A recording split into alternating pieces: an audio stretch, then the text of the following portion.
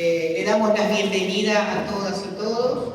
Esta actividad está organizada por la Comisión de Derechos Humanos de la Coordinadora M, en la cual abordaremos la experiencia del terrorismo de Estado y resistencia durante la última dictadura civil-militar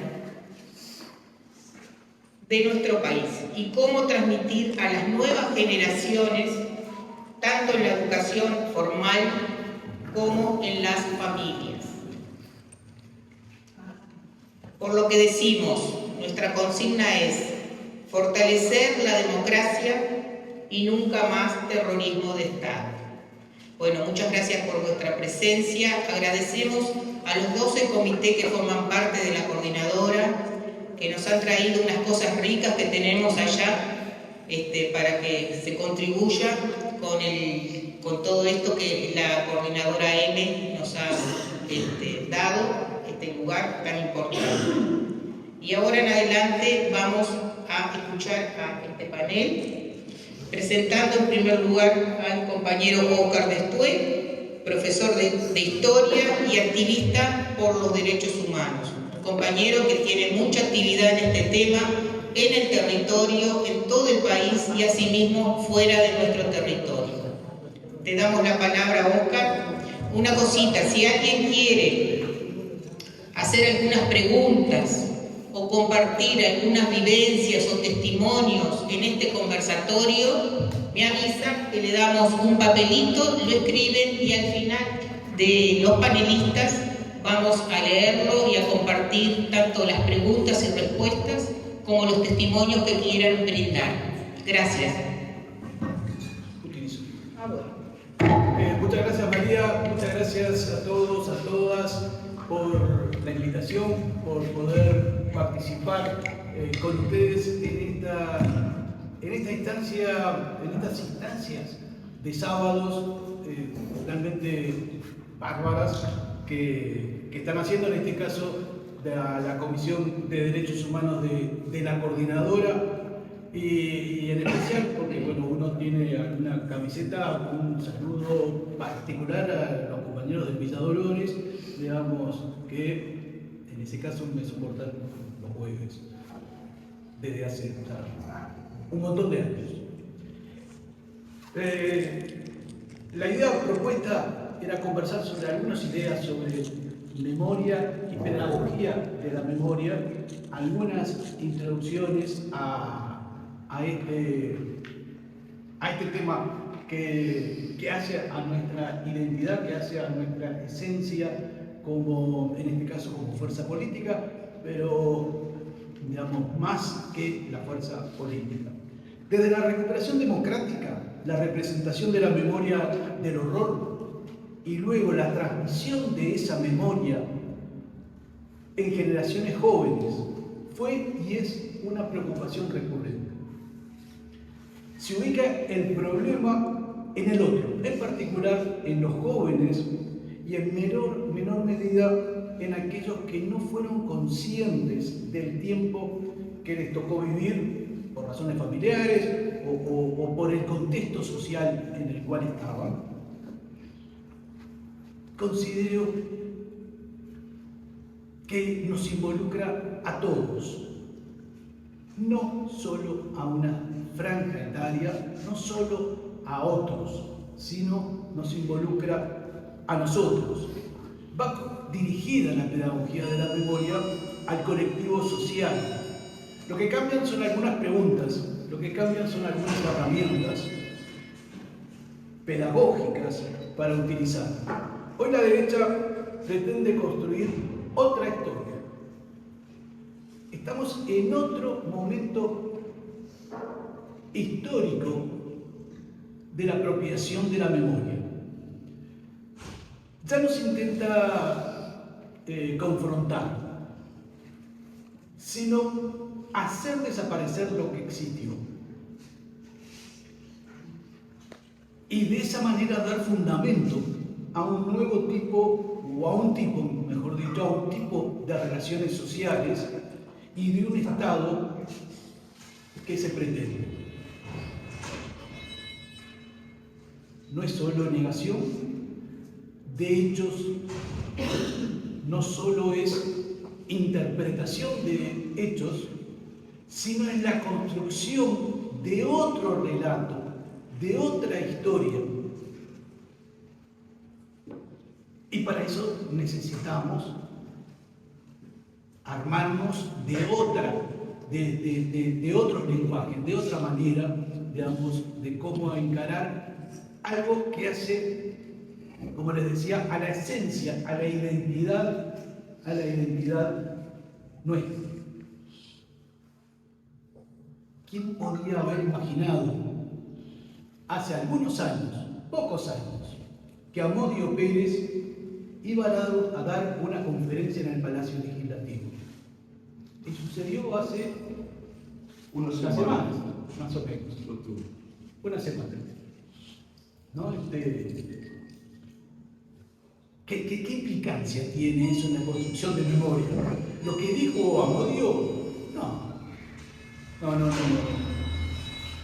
no lo leí y no fui, obviamente. No era relevante. Lo relevante era su presencia en el Palacio Legislativo. Eso es la construcción, un ejemplo de construcción de otra memoria, de otras relaciones, de otras identidades, digamos, que un personaje de ese tipo, digamos, sea recibido por invitación del diputado Esquipán y del Partido Colorado, porque la televisión vía a Robert Silva muy sonriente y agitando manos. Ese es un ejemplo de construcción de memoria desde la derecha. Algunas preguntas que son válidas, siguen siendo válidas para hacernos. ¿Cómo fue humanamente posible el horror? Pero también, ¿cómo es posible la indiferencia frente al sufrimiento de otros? ¿Cómo fue posible el daño a otros que hasta momentos previos eran nuestro vecino, nuestra vecina, nuestro compañero de trabajo, de estudio, y miró para otro lado? Ese continuo, y esto significa esa situación continúa mirando hacia otro lado otras situaciones de horror. Y vemos a una persona en situación de calle y dejamos de verla, o dejamos de mirar como un igual, sino simplemente como alguien molesto, como alguien que no es tan humano como nosotros, que no tiene aquello que decían los nazis, no es digno para vivir, cuando hacían referencia a personas con síndrome de Down o alguna deficiencia física o psíquica. No es digno de vivir. Y eso transversaliza la sociedad. Es un problema, es un continuo de otros momentos, digamos, previos del horror vivido. La pedagogía de la memoria se concibe como un enfoque educativo crítico y social que busca comprender, analizar y apropiarse del pasado para formar ciudadanos con conciencia ética, histórica y democrática. Pilares fundamentales, digamos, de esta pedagogía, fundamentales de la educación en derechos humanos. Es una práctica social y educativa que no se limita a narrar, repito, no se limita a narrar hechos históricos. Eso lo hace la historia, propiamente dicha. sino que intenta desarrollar la capacidad de analizar los hechos en contexto, comprendiendo causas, consecuencias, intencionalidades, con una orientación ético-política. La memoria es política. La memoria es política en todos sus términos. El Centro de Transmisión de Memorias en Conflicto busca la construcción de sociedades democráticas y la no repetición de violencias. Es una utopía la no repetición de violencia, pero no significa no intentarlo. Hay ejemplos excelentes de construcciones educativas de memoria. Argentina, por ejemplo, desde la época del primer gobierno de Néstor Kirchner y continuado con una potente Secretaría de Derechos Humanos, nacida en ese momento, con un desarrollo de pienso universitario tremendo. E igualmente, algo debe haber fallado, algo, digamos, no se interpretó en el tiempo, y aparece Milei y arrasa con las políticas de memoria como primer herramienta de esa construcción nueva, y es un ejemplo, digamos, en cercanía de esa cuestión de hacer otro relato del tiempo. ¿No? No fueron 30.000, no fueron, y después ya no fueron. ¿No? Son terroristas y punto, identificándolo con otro concepto distinto. La pedagogía de la memoria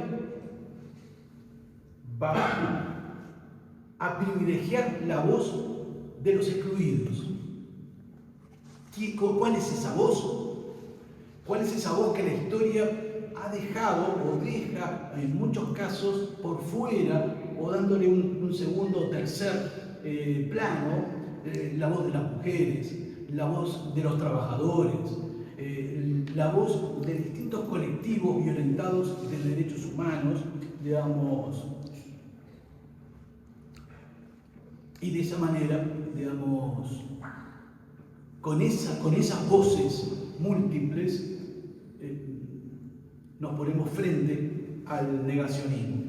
Y ya voy terminando con dos cositas, porque me daban 5 minutos.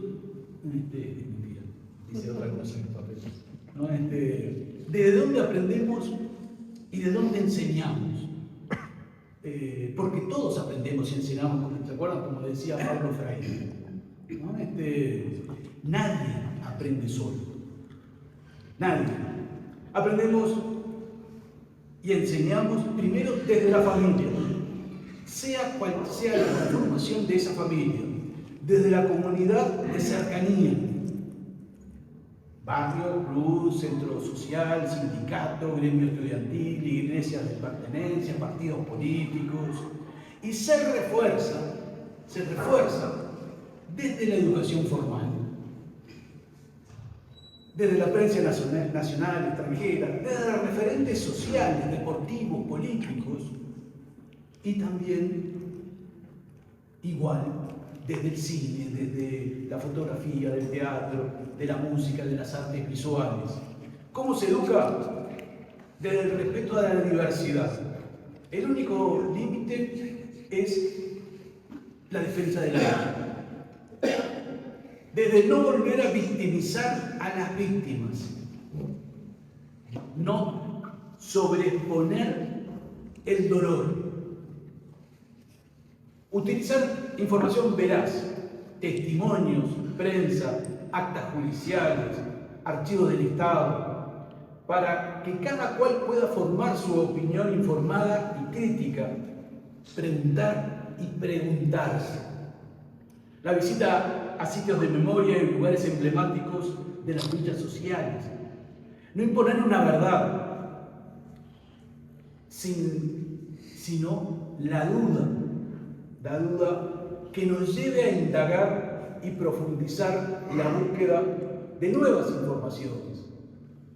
Fomentar el diálogo con la familia y con la comunidad de mayores, o con protagonistas públicos, o con quienes, sin ser protagonistas, vivieron ese tiempo. Ir de la memoria individual a la colectiva. Realizar entrevistas de historia oral. Registrar la memoria en colectivos, sin perder lo individual. Teatralizar, musicalizar, pintar o esculpir progresos de memoria. Se ha hecho mucho. Falta muchísimo. Tenemos que pensar y crear de nuevas maneras para enfrentar un nuevo tiempo. Se han hecho y hacemos recorridos de memoria para el patrimonio en el municipio CH. Vamos a organizar y esperemos contar con la colaboración de todos ustedes, en particular de la Comisión de Derechos Humanos de la Coordinadora, en esto que no es una cuestión política partidaria, sino es más amplio de ese circuito por sitios de memoria. Ya nos inscribimos, ya nos aceptaron, como lo hicimos, faltando 30 segundos para el cierre, digamos, bueno, tenemos que organizar a ver cómo vamos a hacer para no repetir lo que ya hicimos, sino hacer algo diferente, y bueno, y ahí nos vamos a necesitar a todos ustedes. No sé si hay alguno acá del video que se hizo para el 20 de mayo sobre Julio Castro. Espectacular, un video intergeneracional de vecinas, de vecinos, que tuvo una difusión pero tremenda por la sensibilidad, por lo humano, por resaltar la figura del maestro inspector de una manera de cariño, sin dejar de lado lo que sucedió del secuestro, de la desaparición, del asesinato luego del maestro Castro. Digamos,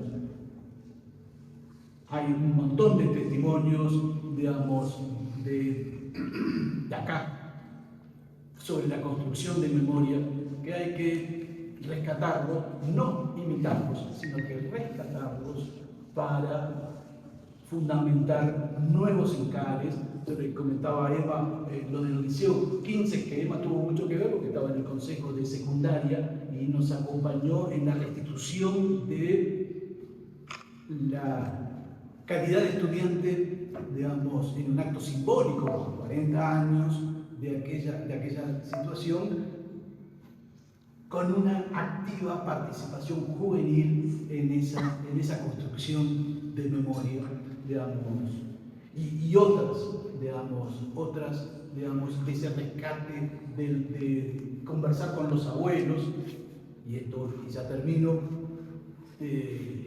una anécdota, que en el Liceo 7 les había pedido que entrevistaran a los abuelos o amigos de los abuelos para preguntándole qué había pasado. Entonces una chiquilina me dice, yo traje, pero mi abuelo invitó a un montón de sus amigos. Dice, es medio aburrido, empezaron a hablar y ya no terminaba más, ¿no? Bueno, entonces cuando lo leo, digo, ¿quién será el abuelo? Esto es espectacular. Digamos, me daba no sé qué, porque no decía el nombre, digamos, preguntarle al abuelo y dice, bueno, ¿cómo se llama tu abuelo? ¿Y quiénes son los amigos pesados de tu abuelo? Aunque tú no. Ella después decía en la clase que es muy simpático y es muy agradable. Es muy simpático, pero habla. Entonces al final, digo, mejor nombrarlo. ¿Cómo es el nombre de tu abuelo? David Cámpora, me dice. Dice, no me diga que usted lo conoce. Bueno, de nombre, digamos. Entonces tiene que conocer al simpático Mauricio Rosenkoff. Ahí ya no supe qué decir, digamos. Y la clase se transformó, digamos, en ese intercambio sobre el abuelo, el amigo pesado y los otros amigos. Los otros amigos eran del mismo tenor de Mauricio o de David Cámpora, que la chiquilina era un tercer año, los había juntado para que le contaran. Para que le contaran para una tarea del liceo y que se transformó en otra cosa. Realmente muy, muy interesante. Bueno, muchísimas gracias, perdonen que me fui. Muchas gracias.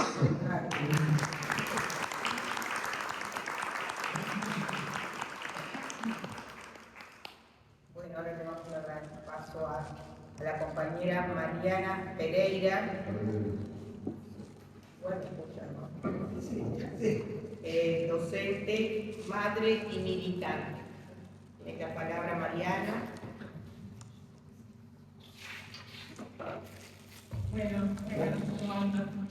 Bueno, mi nombre es Mariana Rugelón, soy mamá de dos niñas de 10 y de 15 años. Y me invitaron no como docente, sino como madre a hablar acá de cómo yo había transmitido a mis hijas esto terrible que pasó. Esto terrible que pasó. No, soy mi voz. Es mi voz. Ahí. Esto terrible que nos pasó, ¿no?, en la historia. Y bueno, me tuve que escribir algo porque para mí me rama principalmente, pero además porque fue todo un trabajo psicológico, si se quiere, de nuestra vida toda, ¿no? Entonces voy a pasar a contarles. Bueno, hay historias que no empiezan. ¿Puedo bajar esto? No sé si. Es donde arriba.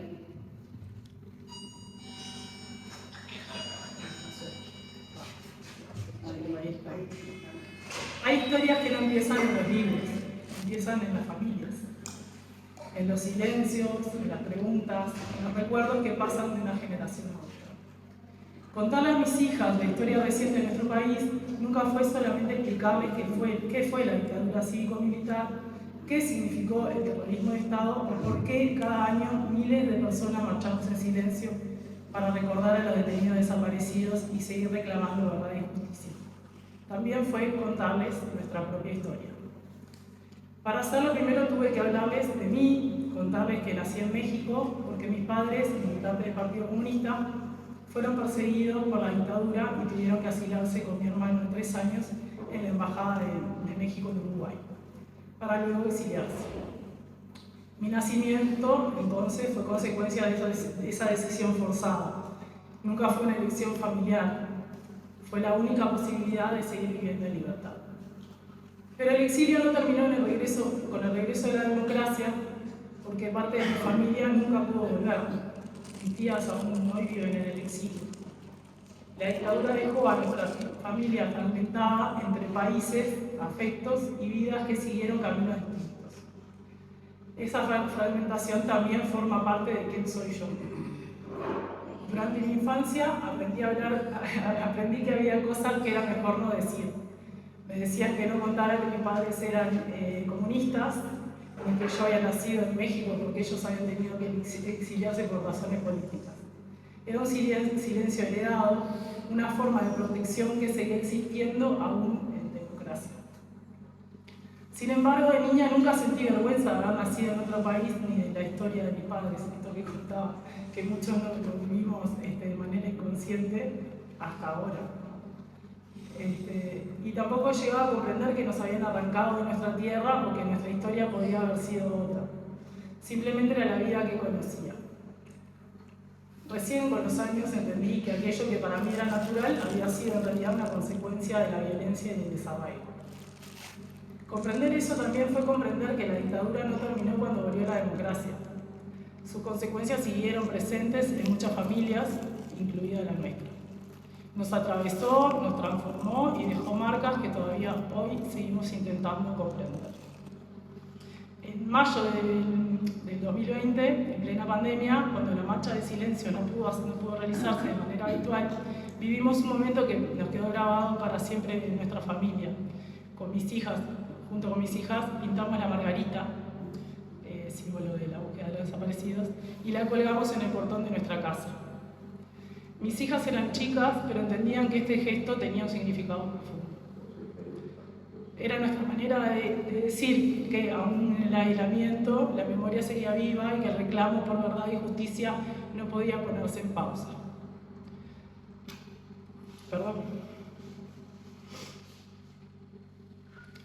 Bueno, desde entonces, cada mayo... Vos avisaste que te iba a matar. Está prometido, por si acaso. Soy fácil. Bueno, desde entonces cada mayo renueva conversaciones, preguntas y reflexiones. A medida que mis hijas crecen, también crecen sus preguntas. Algunas son sencillas y otras profundamente difíciles. ¿Por qué pasó? ¿Por qué había personas desaparecidas? ¿Por qué todavía no aparecieron todos? Perdón. Bueno, ¿por qué nuestra familia quedó repartida entre distintos países? ¿Cómo puede vivir una familia tantos años esperando? Y con cada una de esas preguntas vuelvo a encontrarme con las mías. Entonces entiendo que transmitir la memoria no consiste solamente en relatar hechos, consiste en construir identidad, en darles herramientas para comprender de dónde vienen, por qué defendemos la democracia, por qué marchamos en silencio y por qué seguimos reclamando verdad y justicia para quienes aún permanecen desaparecidos. Nuestra historia familiar forma parte de la historia colectiva de este país. Es una historia atravesada por el dolor del exilio, por las ausencias, por los silencios y por la necesidad permanente de reconstruirnos.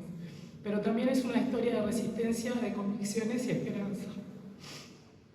Hoy siento que mis hijas pertenecen a la primera generación de nuestra familia que pueden conocer esta historia sin miedo.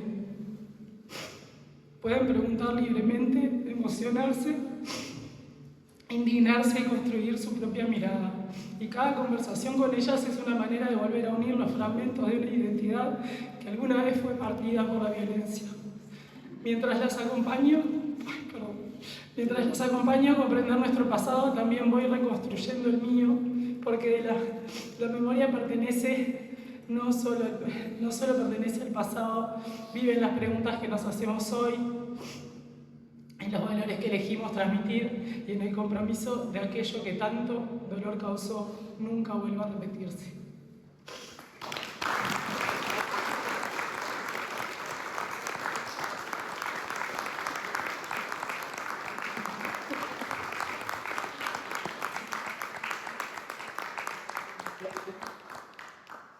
Muchas gracias, Mariana, por tu vivencia, por transmitir tus sentimientos.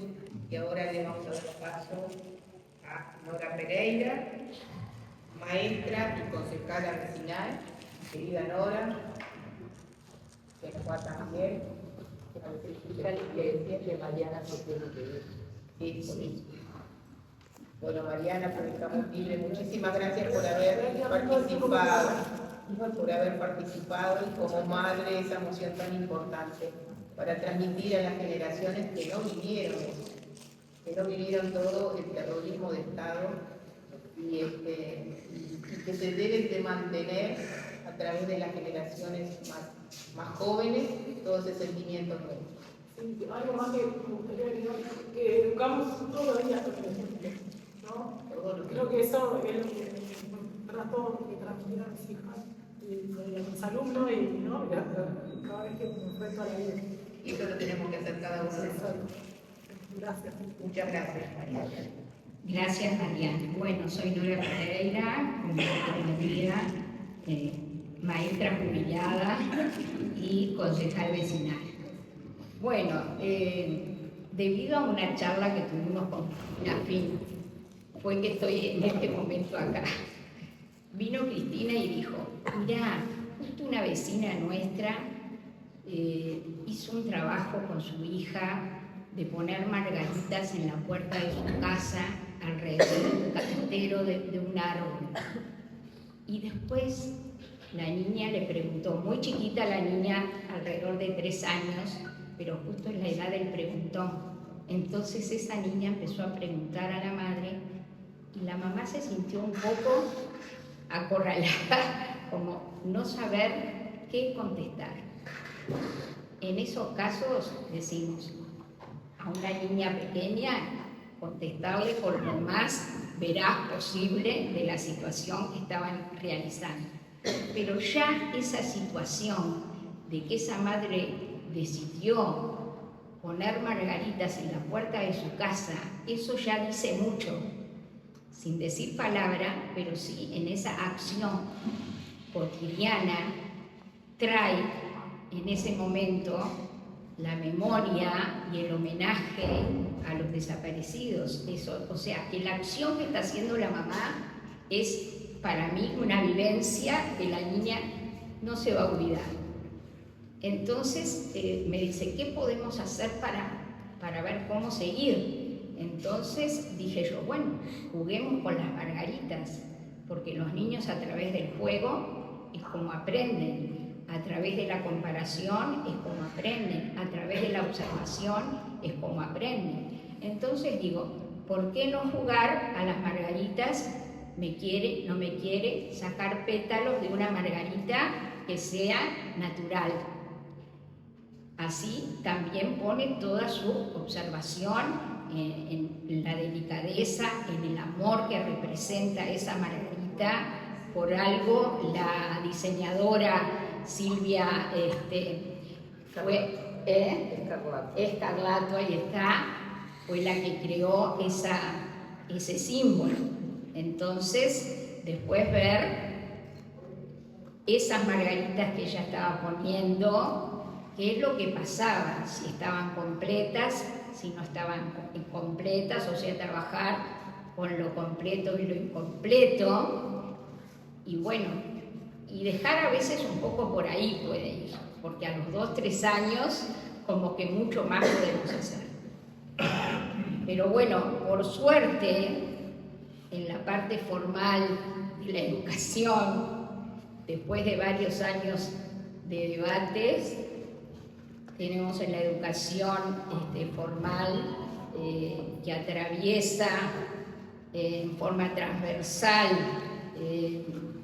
todo el programa, los derechos humanos, y justamente allí vamos trabajando para que esta memoria esté viva, esté presente y se puedan cuestionar todos los problemas que hubieron en el Estado y el terrorismo de Estado.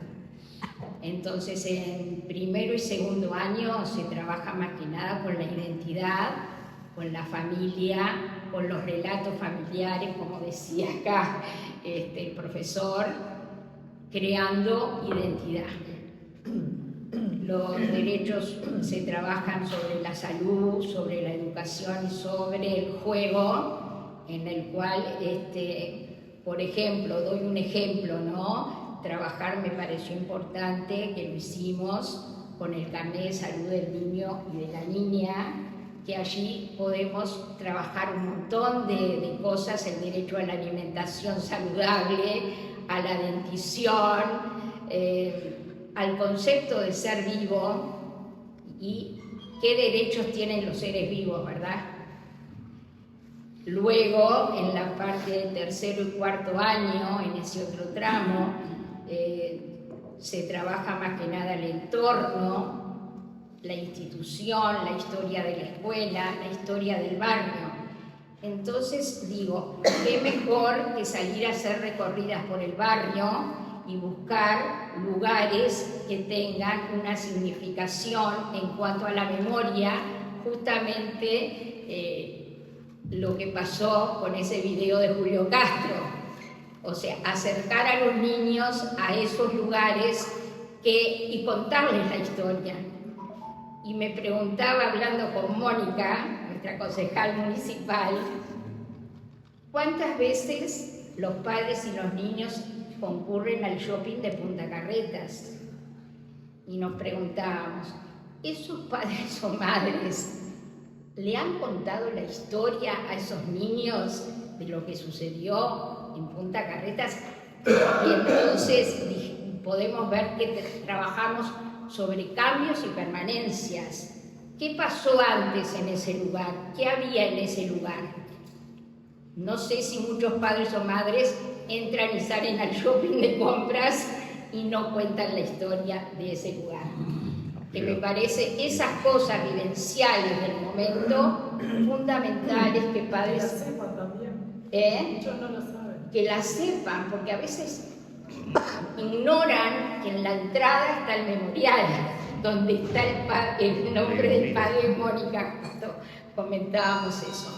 O sea, esas cosas de las vivencias cotidianas son, creo, importantísimas que los padres o madres o abuelos puedan contarlas, porque allí se va haciendo la memoria viva, se muestra lo del pasado, lo estamos haciendo en el presente y estamos dejando en esas generaciones futuras que sigan avanzando en los valores democráticos que queremos para nuestra sociedad. Bueno, quería leer, para terminar, no sé cuántos minutos me quedan, quería leer para terminar algo de Galeano que me gustó mucho, y dice: tarde o temprano nosotros caminantes seremos caminados por los pasos de después, así como nuestros pasos caminan ahora sobre las huellas que otros pasos dejaron. Bueno, dejo por acá.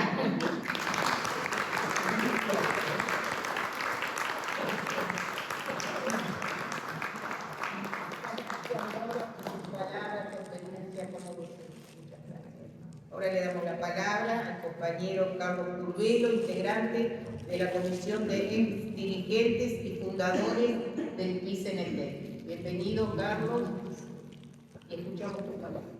Hola. Buenos días o buenas tardes, todavía buenos días. Gracias por la invitación y felicitaciones por la iniciativa, que realmente creemos que esto hay que hacerlo, esto vale la pena. Nosotros estamos actualmente participando en la coordinación, como veterano de la CNT, estamos participando junto al secretariado, junto a la mesa representativa que ha resuelto esto, la conmemoración del 60º aniversario del Congreso de Unidad Sindical, ¿verdad? Eso fue en el año 66, años que pasaron muchas cosas, hubo elecciones, hubo reforma constitucional, pero realmente lo que queremos decir es en qué estamos nosotros, y creo que encaja perfectamente con los cometidos de este encuentro. Consideramos que el aniversario ese es un hecho por demás destacable, no solo para la clase trabajadora, sino para la sociedad toda. Los 60 años de la unidad sindical. Las luchas y acciones de los trabajadores organizados han incidido de modo determinante no solo en las conquistas propias de los trabajadores, sino en las mejores condiciones de vida y de trabajo para otros, ¿verdad? Fortaleciendo la convivencia democrática con su práctica. Han defendido a través de la movilización y apelando a la propia Constitución, el patrimonio en las empresas públicas, ¿verdad? ¿Se acuerdan del plebiscito del 92? Bueno, nosotros arrancamos en ese periodo, digo, de historia, que es el año 65, con el Congreso del Pueblo, ¿verdad? Se instala una gran convocatoria social donde participan miles de delegados que representaban a unas 800.000 personas en sus distintas organizaciones, eran 700 organizaciones y pico, y representaban a ellos.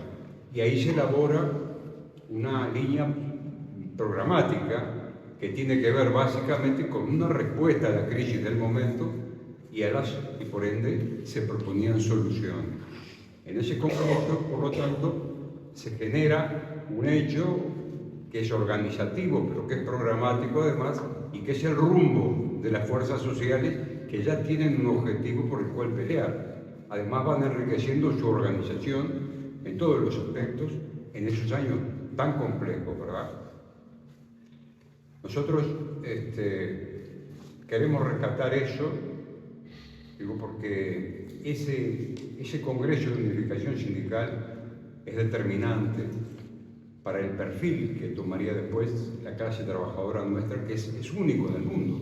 No hay modelo de unidad sindical que se equipare al nuestro. Y eso nos dio enormes resultados. Fue un gran acierto estratégico y fue una herramienta de lucha permanente desde aquel entonces hasta el día de hoy. Por eso el valor de considerarlo eso, porque fue junto al pueblo, no fue por fuera, no es la nuestra una central, ni son los sindicatos nuestros sindicatos corporativos que solo reivindiquen su propio interés.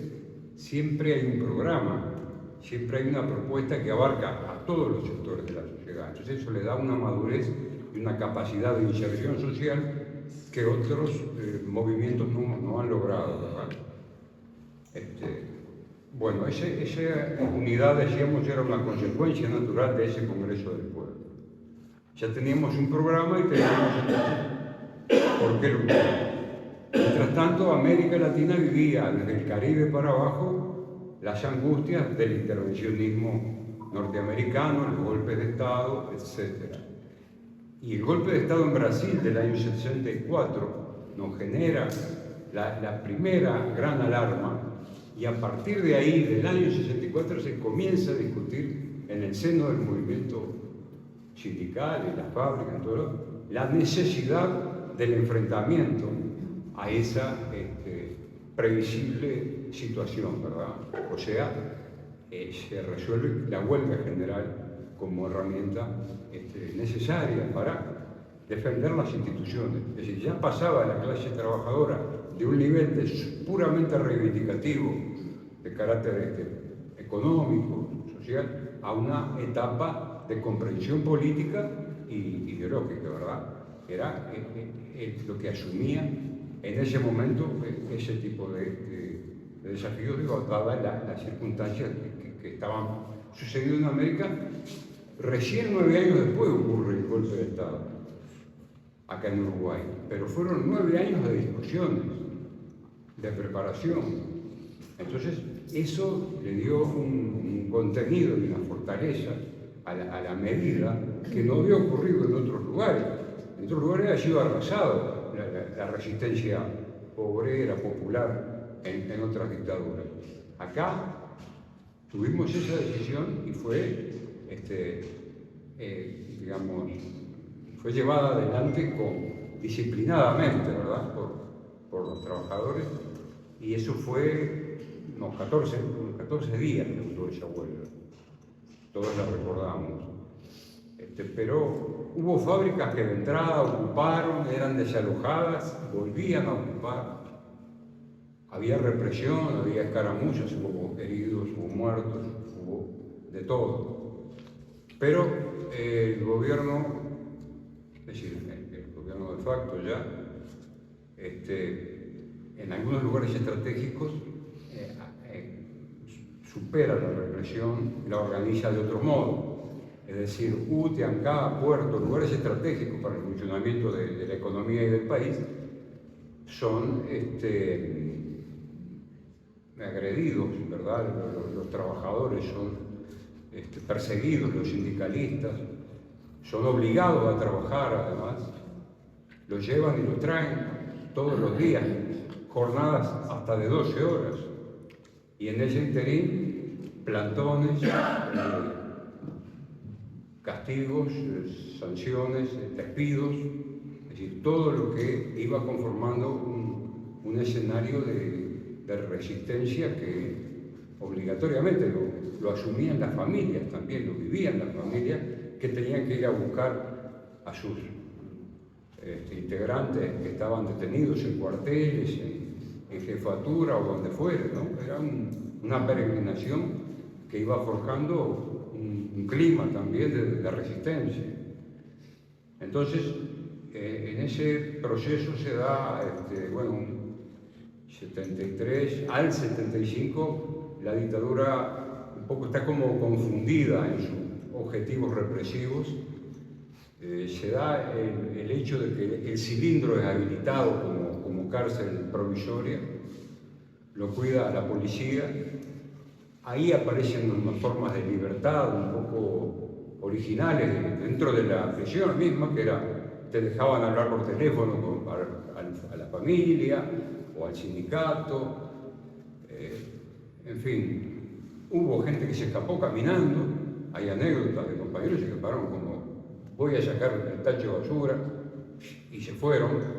Eso les pasó también ahí a esos militares, pero luego empezó a apretar eso, ¿no? Se empezó a controlar más y se empezó a endurecer la conducta de esa dictadura, porque evidentemente estaba relacionado con cambios en los mandos y cambios en la estrategia, hasta que en el 75 el plan Morgan, ¿no? La operación Morgan, que lleva cantidades de ciudadanos presos que eran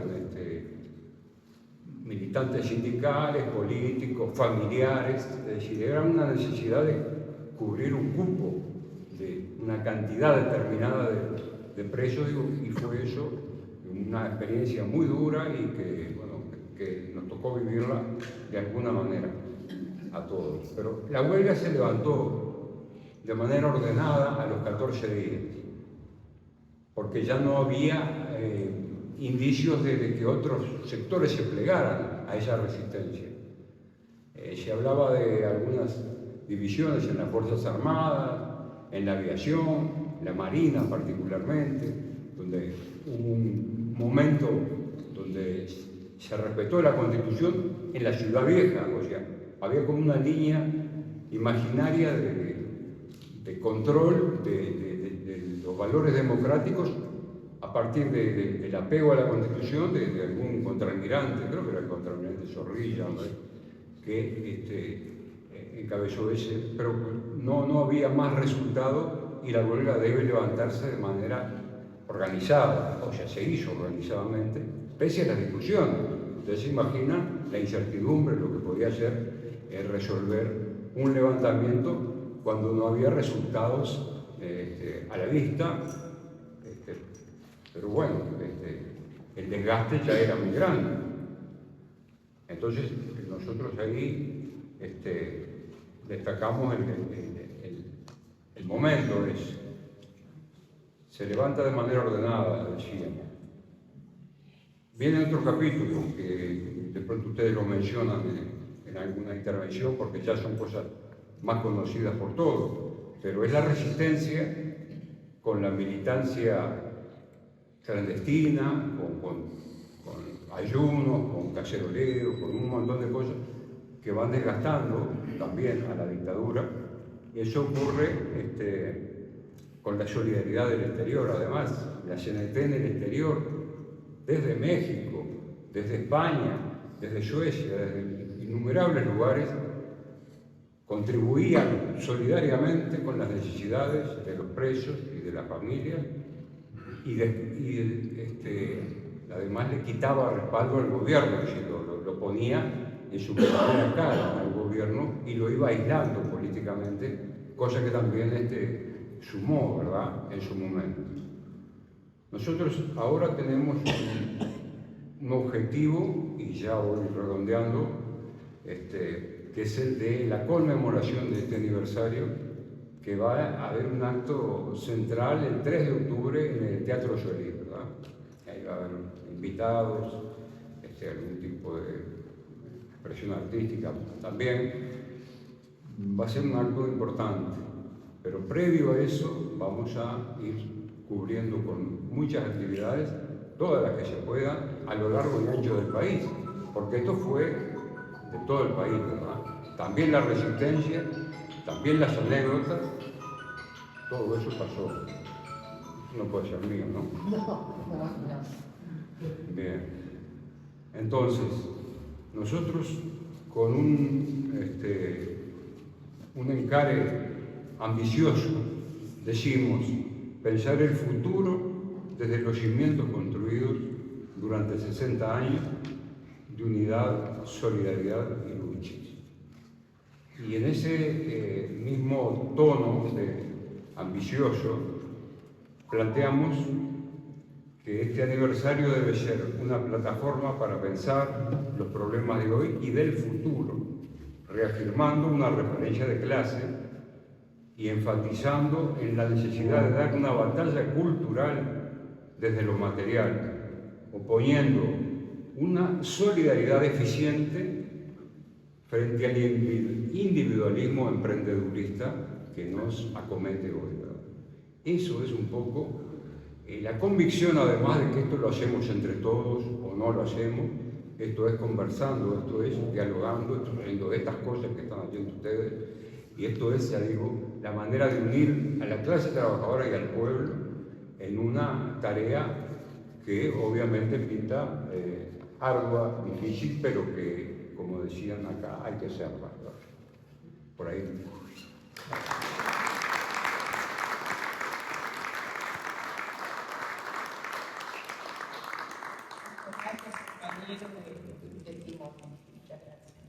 Bueno, y ahora presentamos a la compañera Emma Zaffaroni, profesora de Historia e integrante de la Comisión de Derechos Humanos del Coordinador. Emma. Gracias, María.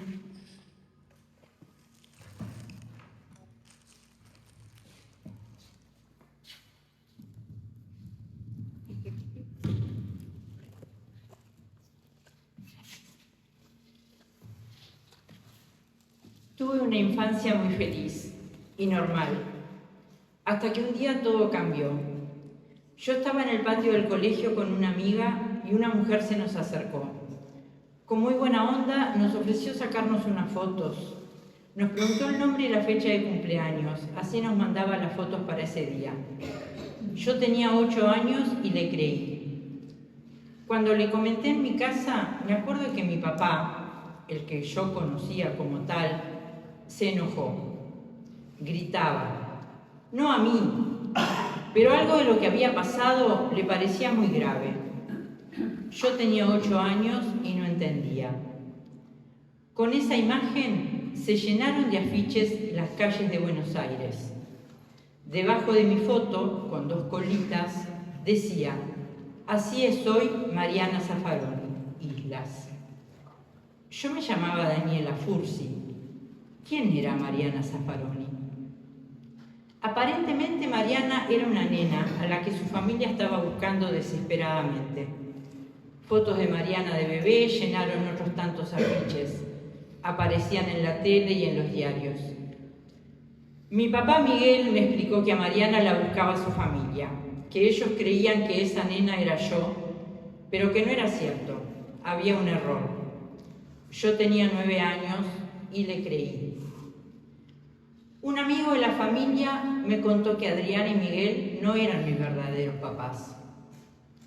En Argentina, los casos sobre chicos encontrados en lugar de silenciarse eran cada vez más públicos y los debates en la sociedad se hacían cada vez más virulentos. Algunos años después, una noche de junio, golpearon la puerta de la casa en la que vivíamos y cuando Miguel abrió, entraron policías armados, como en las series. Nos llevaron a los 3. Después de una noche interminable de situaciones extrañas, Miguel y Adriana quedaron detenidos y yo terminé durmiendo en un archivo de una oficina de Interpol, esperando hasta que el juez me mandara a llamar. Yo tenía 17 años y una bomba destruía a todo el mundo que conocía. En su despacho el juez me explicó lo que estaba sucediendo. Me dijo que era necesario que me hiciera un análisis de sangre para confirmar si efectivamente era Mariana Zaffaroni, como todos suponían. También me explicó que Miguel y Adriana quedarían detenidos porque lo que habían hecho era un delito y que el documento que hasta entonces se había usado, el de Daniela Fursi, era un documento falso y por eso tendría que entregarlo en el juzgado para su destrucción. El encuentro con mi familia biológica, un tiempo después, fue tenso, al menos para mí. Yo rechazaba todo lo que tuviera que ver con esa historia, que era la mía, pero de la que yo no me hacía cargo. Mi familia biológica me tuvo una paciencia inmensa. Se bancaron los desplantes, las respuestas cortantes, el nulo interés de mi parte por entablar alguna clase de vínculo. Pero insistieron, con mucho amor, con mucho respeto, y siempre tratando de razonar conmigo para que yo entendiera su punto de vista. El proceso fue largo. Pasaron 8 años desde que recuperé mi identidad hasta que me permití abrirme y conocerlos desde otro lado. A los 25 años nació mi primera hija, Agustina, y ella fue la excusa para que los encuentros con mi familia pudieran pasar por un lugar que no tuviera que ver con quiénes habían sido mis padres y qué les había sucedido. Fui avanzando con el acompañamiento y el cariño de mi familia, de todas, de mis amigos, de los amigos de mis padres, de toda la gente que participó y se comprometió en la búsqueda en aquellos años 80 tan difíciles para todos. Todavía quedan cosas por encajar. Las emociones van y vienen y nunca son definitivas, pero lo acepto así. Ya no me resisto y trato de acompañar la ola.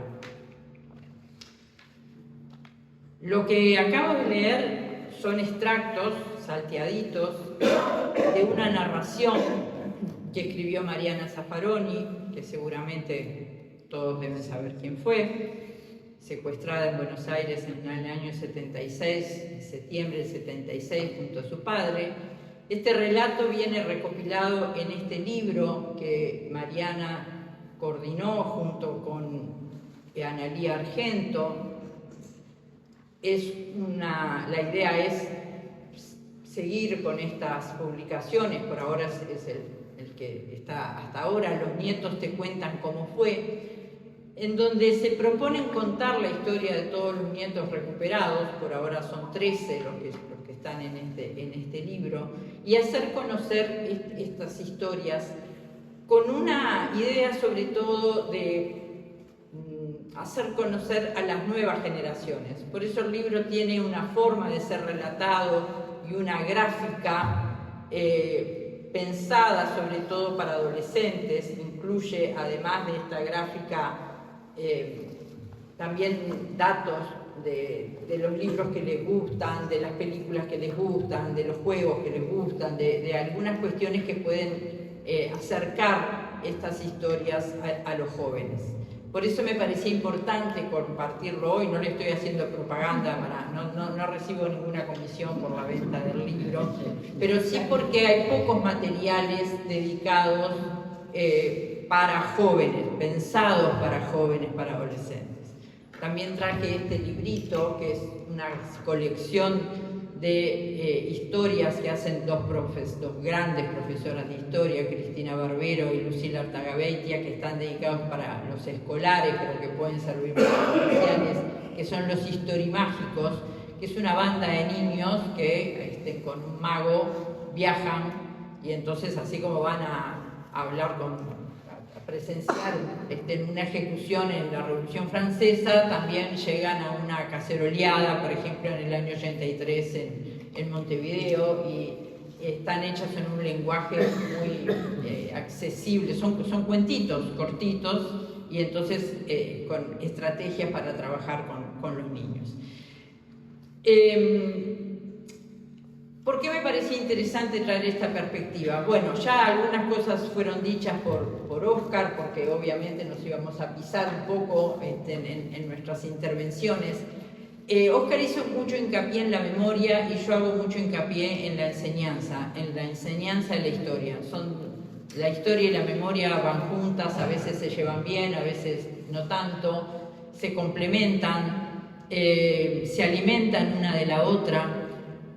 Óscar y yo hemos trabajado juntos hace muchos años en estos temas. La historia tiene un papel distinto que el de la memoria, pero son perfectamente complementarias. Si bien los temas del pasado reciente, aunque nosotros creemos que no, están incluidos en todos los programas de historia, por lo menos, del ciclo básico, no desde ahora, sino desde el año 86, desde que salimos de la dictadura, pero con mucho más fuerza desde el nuevo plan del 2006 y desde el impulso que le dio el CODICEN a partir del triunfo del Frente Amplio desde el 2008, digamos, seguimos creyendo que estos temas no se enseñan, digamos, ¿no? Y están en los programas de sexto año de la escuela, y hay materiales, y están en todos los manuales. Igual seguimos teniendo la sensación que esto no se enseña. No sé muy bien por qué seguimos teniendo esa sensación. Creo que a veces porque los estudiantes muchas veces dicen, yo esto nunca lo vi. Y le creemos a los estudiantes. Y tenemos un problema con eso. Los estudiantes, todo de lo que se olvidan, ellos dicen que no lo estudiaron, que nunca lo vieron. Y hay una cosa que es un proceso que es el de enseñar y otro que es el de aprender. Acá hay muchos profesores y sabemos que a veces nuestros propios estudiantes al año siguiente te dicen, no, yo nunca di eso. Sí, mijo, lo diste porque estaba conmigo el año pasado y yo te enseñé tales y cuales cosas. Vos no las aprendiste, pero yo te las enseñé. Entonces, ni es tan así que esto no se enseña, ni tampoco es que todos los profesores lo enseñen, ¿no? Tenemos un poco y un poco. ¿Por qué no se enseña? ¿Por qué no todos los profesores lo enseñan? Bueno, por múltiples motivos. A veces porque no están de acuerdo y entonces prefieren no enseñarlo. A veces porque al revés se sienten muy afectados por estos temas y capaz que les pasa lo que le pasó a Mariana contando hoy algunas cosas, se emocionan demasiado y necesitan más tiempo para poder transmitir cuestiones que a veces vivieron ellos mismos y entonces les cuesta o vivió su familia. A veces porque planifican mal, qué sé yo, y entonces como estos temas quedan un poco hacia final de los cursos, aducen que no les da el tiempo. Ahora, ha habido unos cambios tremendos en los últimos años. Yo diría desde el 2008 hacia acá y fundamentalmente en los últimos años, a pesar del interregnio del gobierno de la calle y de lo que intentó hacer ese CODICEN de sacar algunos temas de los programas y demás. Que eso tiene un peso relativo, porque podremos sacar, y protestamos mucho todos nosotros, y estuvo muy bien que protestáramos, podremos sacar el término terrorismo de Estado de los programas de historia. Y está muy bien que protestemos porque eso no está más, porque el lenguaje hace al asunto, ¿no? Y nombrar a las cosas por su nombre hace al asunto, ¿sí? Por eso seguimos dándole vueltas a cómo le denominamos a la dictadura. Ella no es la dictadura, no es la dictadura militar, no es la dictadura cívico-militar, ahora estamos con la dictadura civil-militar o la dictadura político-militar y vamos a ver qué nombre le va a ir quedando. Y no son minucias, ¿no? El lenguaje tiene lo suyo y tenemos por suerte un lenguaje muy rico que nos ayuda a acercarnos a los conceptos con la mayor exactitud. Y el terrorismo de Estado es una categoría conceptual que nosotros defendemos que aparezca como tal y que se la denomine como tal. Y en el gobierno anterior se intentó que esto saliera de los programas. Ahora, nada me impide a mí igual seguir hablando, dando clases y hablar del terrorismo de Estado, aunque no aparezca en el programa con ese nombre, digamos, ¿no? Porque conceptualmente esto va a estar igual. Creo que además tenemos una cantidad de dispositivos, no voy a abundar en eso porque lo hizo Oscar, pero sí quiero insistir en por qué me parecen tan importantes estos dispositivos que tenemos para enseñar. ¿Por qué, por ejemplo, un relato como este de Mariana me parece importante? ¿Por qué un testimonio como puede ser el de un militante en la huelga general me parece tan importante para enseñar historia? Porque nos ayuda a hacer un proceso que es al revés del que el general se hace. Yo fui profesora de didáctica 20 años en el Instituto de Profesores y no siempre tuve esta concepción, pero en los últimos años le decía a los estudiantes, ustedes hacen un esfuerzo tremendo por enseñar conceptos, por enseñar las conceptualizaciones más abstractas, y está muy bien, porque la historia no es una sucesión de hechos narrados y nada más, eso es una chatura tremenda. Ahora, si nosotros empezamos desde esa abstracción conceptual a enseñarle a un estudiante, es muy difícil que ganemos al estudiante, que ganemos la cabeza del estudiante de entrada.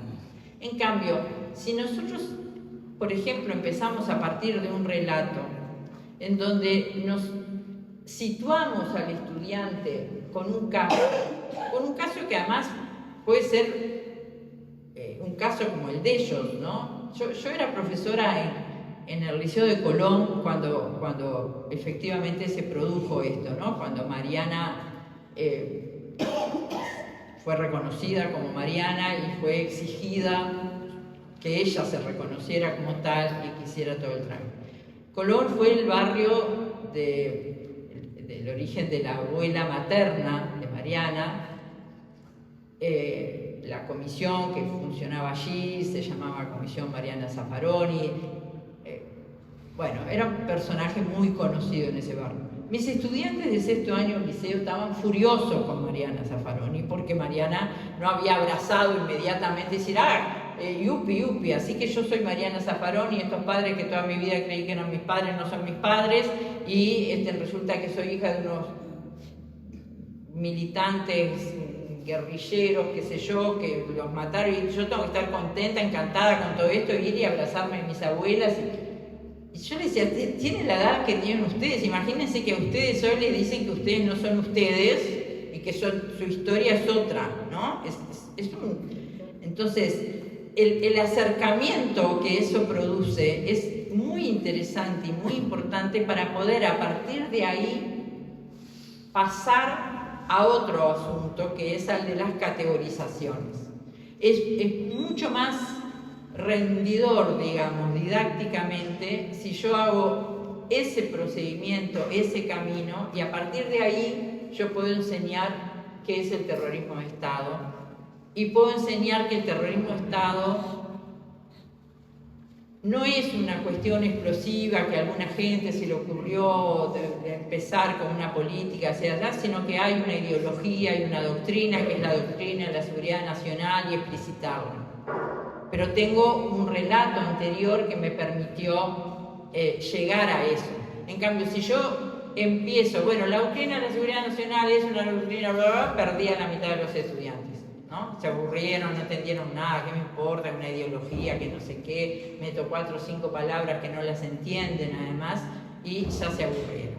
Entonces, el caso, el testimonio, ¿no? Si empiezo con toda la historia de la huelga general, también seguramente los aburra, o si, ¿no? Como capaz que le pasó también con algo de la charla de Rosenkopf y de David Cámpora y compañía, pero si empiezo con un diálogo, con un cuento, con un testimonio, con algo, bueno, fulano estaba trabajando, iban y lo llevaban y esto y lo otro, sin salir de la historia, ¿no? Porque tampoco tenemos que caer, yo en eso quiero ser muy cuidadosa, en el panfleto. La historia es la historia, el panfleto es el panfleto. Yo puedo ir y ser panfletaria acá, en la marcha del 20 de mayo, en el acto del Solís o en donde sea. En la clase no. En la clase yo no voy a panfletear, sino que voy a enseñar historia, puedo trabajar con la memoria y con la historia, pero no voy a hacer panfletos a ninguna clase. En la educación formal no. Como madre haré el panfleto que quiera, pero en la enseñanza no, digamos. Me parece que eso... Entonces, creo que es bien importante la cantidad de dispositivos que tenemos hoy. Agustina va a terminar mostrándonos otro dispositivo que también es bien interesante, y creo que en eso tenemos que tener termino, María, tener una mirada de cierto positivismo, digamos, no estúpido, no de contentarnos con, qué bien que estamos, no.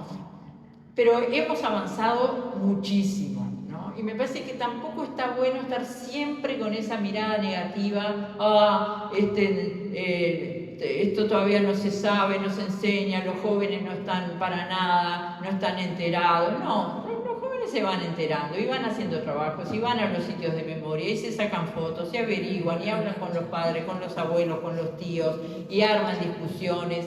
y hacen, no son todos, bueno, no son todos, tampoco en el 60 todos los jóvenes estaban militando, tampoco, no, entonces, bueno, son los que son y son mucho más que los que eran, así que creo que se está haciendo un trabajo desde muchas perspectivas distintas y por eso le invitamos a Agustina también a darnos otra mirada, que está bueno que reconozcamos que se está avanzando en eso. Gracias.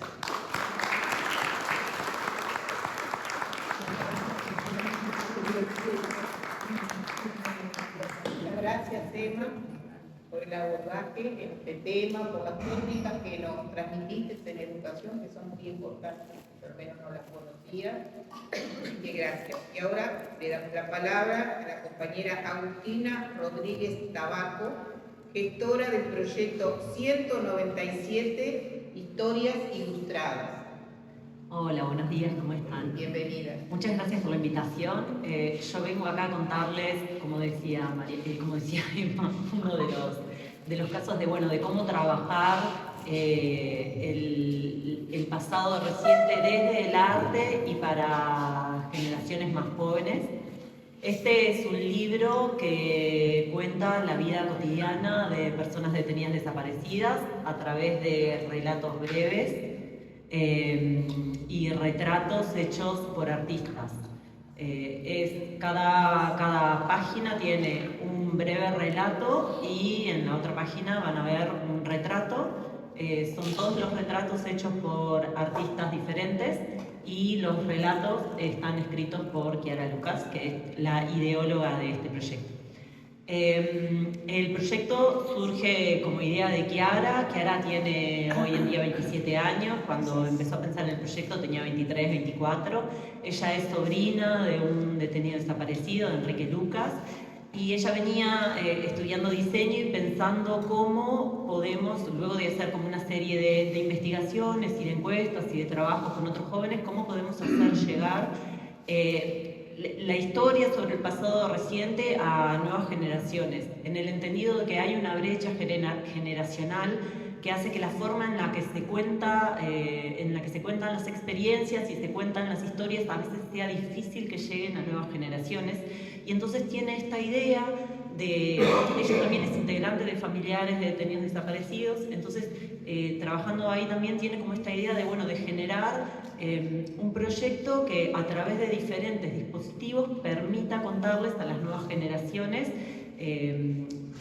sobre nuestro pasado reciente. Entonces, para el libro, cuando yo soy curadora, soy artista visual, soy curadora, entonces en un momento, nosotras somos amigas y en un momento ella me cuenta que está haciendo este proyecto, que viene escribiendo las historias y que está buscando artistas. Entonces como curadora me dice a ver si yo conozco artistas que puedan participar, y yo le digo, bueno, a mí la verdad es que el proyecto me parece súper interesante, te quiero acompañar como curadora. Entonces empezamos a trabajar juntas también en la gestión del proyecto, en cómo, ir seleccionando artistas y en función, buscando también como vínculos que estos artistas pudieran tener con la persona a la que iban a retratar, que podía ser un hobby, un barrio, el barrio en el que vivían, el interés por un cuadro de fútbol, ¿no? Entonces así fuimos haciendo el link entre los artistas que iban a retratar a la persona y la persona desaparecida. Una decisión que fue importante fue la de que los retratos estuvieran hechos a color, porque nos parecía que el uso del color achicaba la brecha generacional, ¿no? que es más fácil que niños o adolescentes se sientan atraídos hacia retratos que tienen color, que es también como más cercano al tipo de visualidad o de lenguaje al que ellos están acostumbrados a vincularse. Otra decisión importante también fue la de que los relatos estuvieran basados en la vida cotidiana. En los relatos no se mencionan hechos vinculados a la desaparición y a la violencia que sufrieron estas personas, porque la idea es que el libro pueda ser leído desde las infancias. Entonces, como ir generando diferentes capas de acceso en el libro, ¿no? Entonces, lo puede agarrar, o sea, la idea es que lo pueda agarrar un niño, una niña, y lo pueda leer solo, y entonces vaya leyendo, vaya viendo los relatos, los retratos, pueda ver a ver qué les parece interesante, qué les llama la atención desde lo visual, después ir leyendo el relato, y de a poco pueda servir como una forma de introducirlos a este momento, ¿no? También todas las páginas cuentan con una ficha en la que sí se menciona la fecha de nacimiento y la fecha de desaparición de la persona, y entonces ahí es como un breve guiño que permite como empezar a hablar de lo que fueron o de lo que son las personas detenidas desaparecidas. Y en el final tiene una sección que es de preguntas y respuestas. Esta sección fue realizada junto con Alicia Luciardo, que ya sirve para pensar en trabajarlo bueno con niños más grandes o con adolescentes, y que tiene preguntas como qué son los derechos humanos, qué es una dictadura, qué es una persona desaparecida, por qué desaparecían a las personas, qué fue el Plan Cóndor, quiénes eran y qué hacían los militares, ¿no? Entonces, bueno, creo que después de todo lo que estuvieron hablando y como de pensar como de una manera capaz que como más abstracta cómo se puede trabajar, creo que es interesante el libro, porque es como, bueno, una de las posibilidades que tiene de llevar a algo concreto este trabajo sobre pasado reciente para infancias, para adolescencias, ¿no? No es la única manera, sino que, bueno, es una de las posibles. Como parte de este proyecto, en el libro también trabajó Noelia Carrancio, que fue la editora de los textos, Hernán Barceló, que estuvo encargado de toda la parte de comunicación y que también es ilustrador de un par de las ilustraciones, y Natalia Costa, que hizo todo el diseño gráfico. Hicimos también una exhibición en el Centro de Exposiciones SUTE, en el que mostramos los retratos, y entonces la idea era generar como una especie de mapa o de red o de trama que pudiera visibilizar cómo estas personas no eran personas aisladas, sino que cada vez que se toma una persona, que se toca a una persona, se toca a toda una trama social. Entonces, en la muestra se iban viendo cómo estas personas estaban conectadas a través o de diferentes intereses, que podían ser políticos o no, o que pertenecían a mismos barrios, ¿no? Como dar la idea también de que todos somos parte de una sociedad que está entretejida y que esto no afecta a personas individuales, sino que nos afecta a todos y a todas. Entonces los retratos estaban también acompañados de material de archivo, de fotos que fuimos buscando de diferentes fuentes, desde el centro de fotografía hasta internet, o también parte del archivo que tiene familiares, y entonces fuimos componiendo como esta trama que iba siendo acompañada de los retratos hechos por artistas con este material de archivo. Y el cierre del proyecto se dio hace poco con una página web. Ustedes pueden encontrar la página en internet, que es 197 historias ilustradas. Y entonces la idea era como, bueno, todo esto pasarlo también como a la virtualidad, para que se pueda acceder al libro y a las historias y a los retratos a través de otro lenguaje que es lo virtual. Entonces también después les invito a que puedan navegar un poco en esta web que fue hecha por Hello. Y bueno, nada, por acá creo que también, para no hacerlo como muy extenso, pero compartirles después, dejo el libro acá si lo quieren fijar.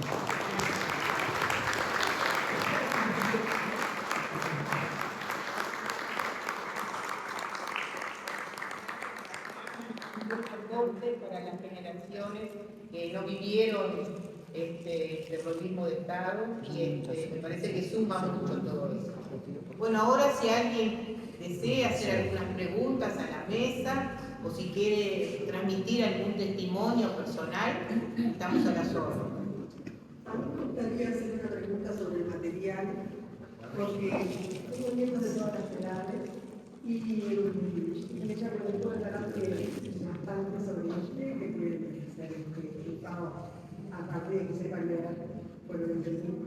Y me gustaría saber, por ejemplo, para los más pequeños, cómo clase en el tamaño que se puede usar, desde siquiera el escolar. Sí, lo que pasa es que de los historimágicos tiene, ponele, en este tiene un cuento sobre las caceroleadas del 83. No es dedicado a la historia reciente, yo lo traería como ejemplo de materiales que se están haciendo.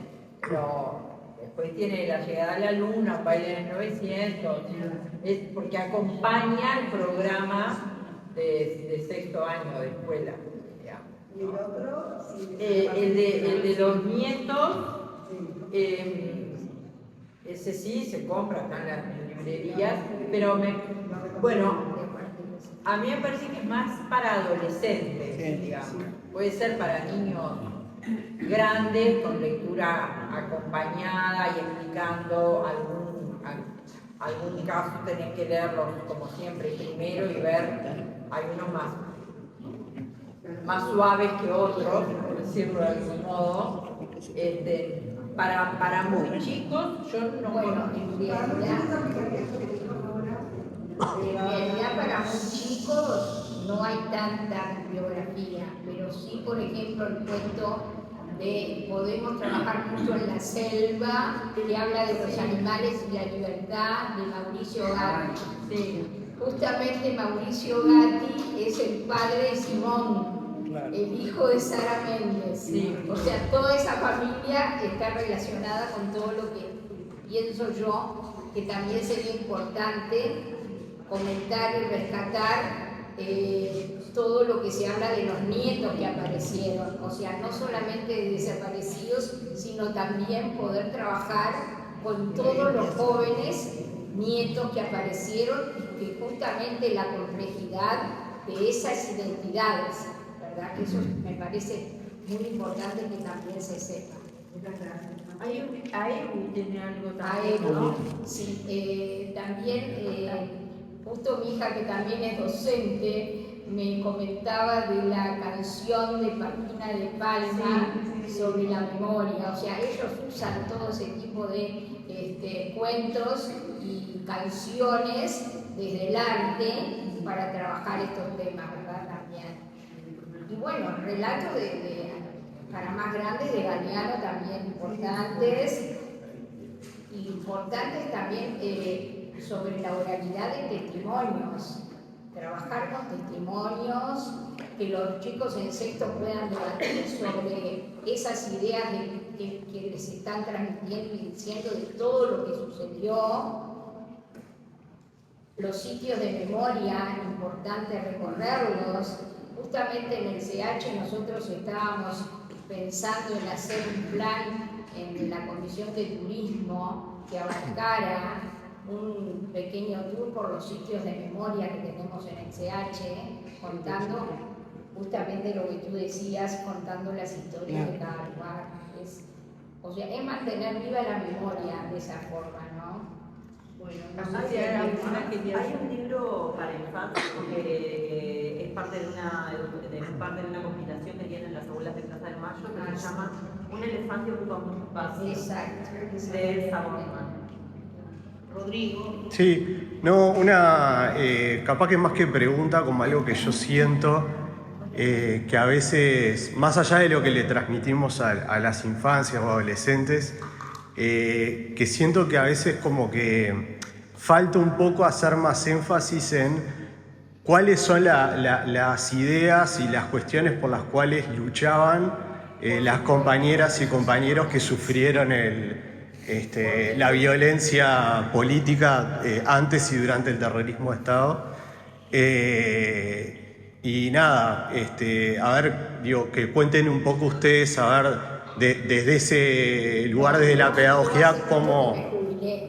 Pero digo, justamente noté eso, de que no se le da la importancia que tiene que tener. Creo que desde la Argentina sí, porque he visto videos, he hablado con gente que están mucho más destacando todo esto y poniéndolo en el tapete. Y acá no se da tanto así. Y fueron perseguidos políticos, perseguidos gremiales y gente de la educación que también estuvo presa por pensar diferente y querer cambiar muchas cosas. O sea, creo que no se le da la profundidad y el énfasis que tendríamos que dar. Esa es la sensación que tengo cuando pasa. Inés. No, un poco, digo, tú me contestaste algo que quería preguntar por tu última intervención, es que si queremos acercarnos a los jóvenes, ¿no? Hoy en día ellos manejan mucho las herramientas virtuales, si había algún material en ese formato como para hacerlo más amigable. Sí, me decía que está en la página web, que tiene un montón de libros. Y está en el portal Uruguay Educa, también hay secuencias didácticas sobre estos temas. Pero sigo insistiendo que desde el magisterio no se le pone la importancia y el énfasis que se le tendría que dar. En la Argentina sí. La página de Frank Cóndor, tiene una estética bien interesante, tiene que ver, Santana también es uno de los que hizo tiene una estética que es bien para adolescentes. Y una cosita para contestarle a Rodrigo. Desde la enseñanza formal, te diría, es bien difícil lo que tú planteas.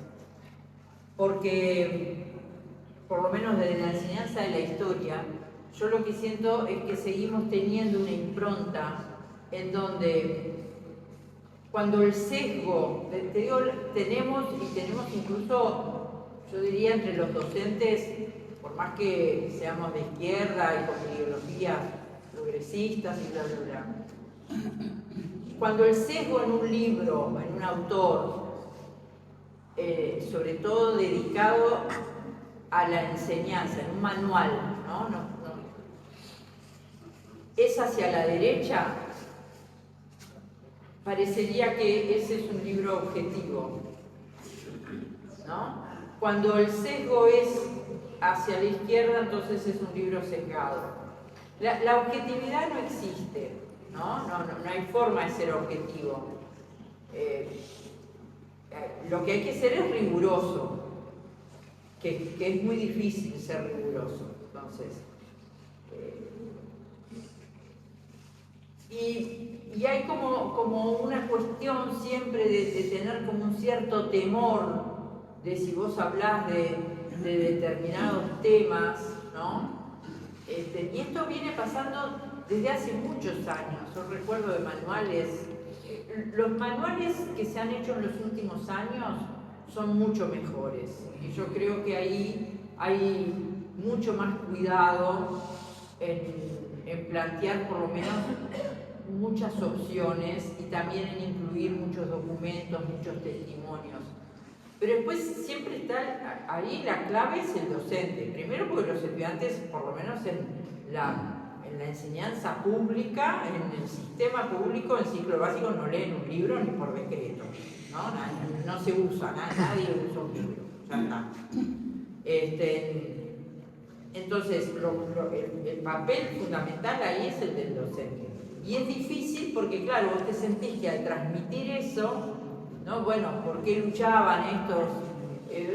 Estás como dando línea, ¿no? Entonces tenés que hacerlo de una manera que puedas explicar qué es lo que ellos sentían y querían hacer, sin que vos te identifiques con eso y termines. No es sencillo. Claro, yo una cosa que te quiero decir sobre eso.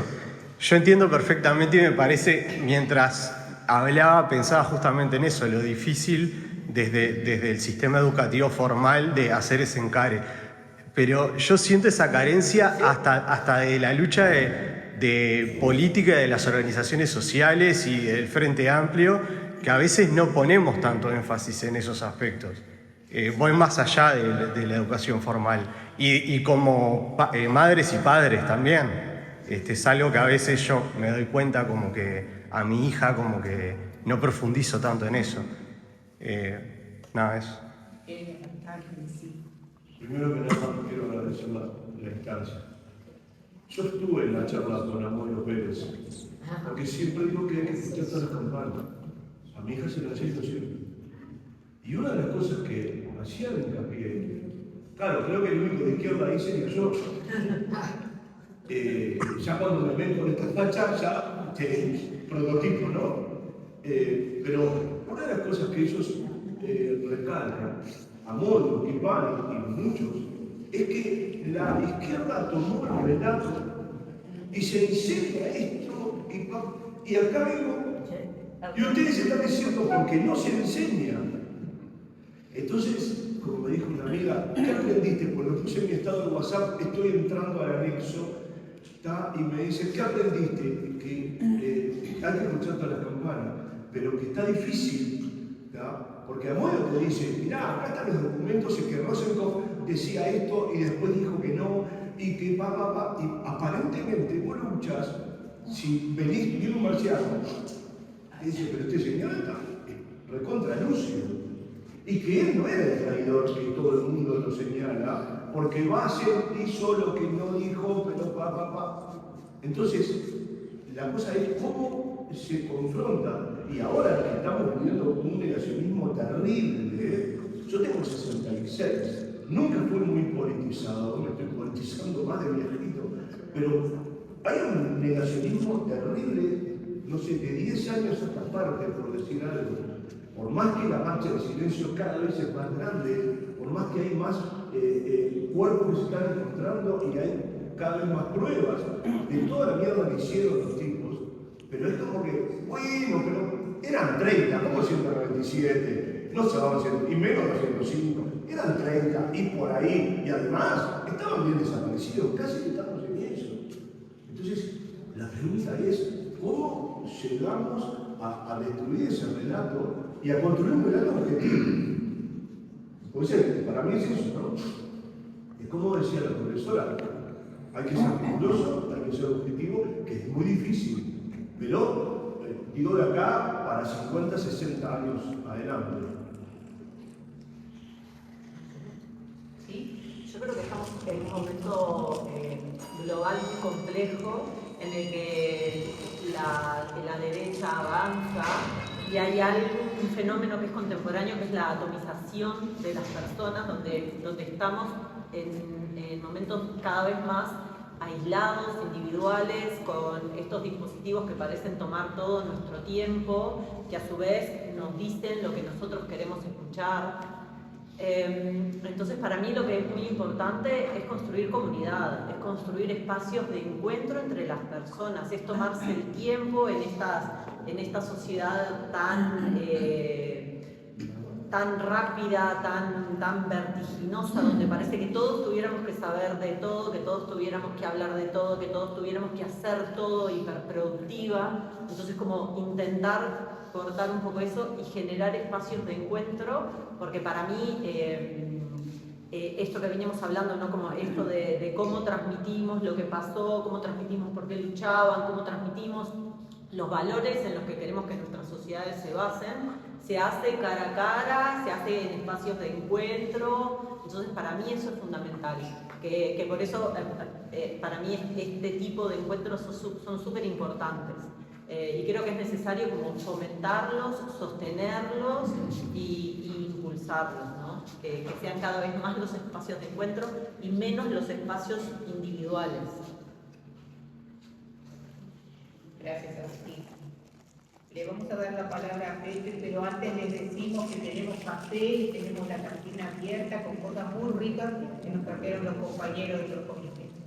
Adelante, Pepe. Bueno, muchas gracias. Realmente, a pesar de los años, estimula que se pueda armar una mesa como la que se armó, tan diversa, pero tomando la pregunta del lanzamiento de Rodrigo, que es el más joven en la coordinadora, lo cual nos obliga más a encontrar respuestas. Creo que fue muy acertado, como ya lo dijeron, que se haya planteado dentro de esto, dentro del panel, una presencia del movimiento sindical. El compañero planteó el tema de la unidad sindical como un elemento histórico importantísimo, y ese es objetivo, no dar como la situación de los testimonios que pueden dar para muchas visiones, tanto que hasta el testimonio del señor Amodio, y por lo tanto yo creo que ahí, si uno tiene que mirar hacia atrás, no quiero poner, no tengo nada que ver con los historiadores, digo, hay un elemento regional, internacional, que está condensado en el Plan Cóndor, que tiene su objetividad en cómo fue instrumentado, y después en el caso nuestro, el terror de la derecha que desarrolló fue sin duda para destruir la unidad del 66 en el movimiento sindical y la unidad del Frente Amplio, digamos, era, bueno, una de las tantas cosas que aparecen como frases históricas de algún consejo de ministro de la dictadura, es la propuesta de que, bueno, con 10.000 muertos resolvemos este tema, digamos, ¿no? Yo lo que digo, para salir de los testimonios, es muy importante profundizar sobre la reflexión de lo que construyeron, fueron parte de los constructores de la unidad sindical y de la unidad política. Ese es me parece de los cientos de explicadores de la dictadura, son los importantes y objetivos, o sea, pero bueno, pero gracias. Gracias. Ricardo. Bueno, yo quiero agradecer al panel, realmente riquísimo, ¿no? Muy diverso. Sobre esto de cómo enseñar, cómo entregar, yo soy docente. Me tocó trabajar en la predictadura y en la dictadura. Y me acuerdo de la huelga del 72, porque la dictadura, una de las cosas que tenía era trabajar temas pegados en la me acuerdo de la lista que aparecía los docentes que teníamos comunicación política, donde decían que habíamos estado detenidos, habíamos estado. Ese tipo de cosas siguen existiendo actualmente, lamentablemente. Son cosas que me parece con el negacionismo y con la atención que tienen los docentes son claramente que es así, porque la sociedad funciona. Yo creo que una pequeña anécdota. Mi hija más chica es docente y está trabajando en trabajo primaria y ahora está trabajando en colegio privado. Pero ella trabajó en un colegio privado contratada. Yo el tema de los derechos humanos y de los desaparecidos. Uno de los padres le dio una entrevista con el director. Al año siguiente no iba a renovar. No voy a decir el colegio, pero es un colegio de derechos. Y realmente ese tipo de cosas existen todavía y por eso está bien. El tema es cómo salimos, cómo avanzamos. Y a mí me parece que este ejemplo de los libros es a donde tenemos que apuntar. Más allá de la formal, a través de la cultura, a través de llegar por otros medios, del relato, del cuento, de las fotos. Me parece que ese es el camino para llegar a una generación que no es verdad. Que no saben, por ahí no se de mano. Me parece que es una de las cosas que tenemos que decir.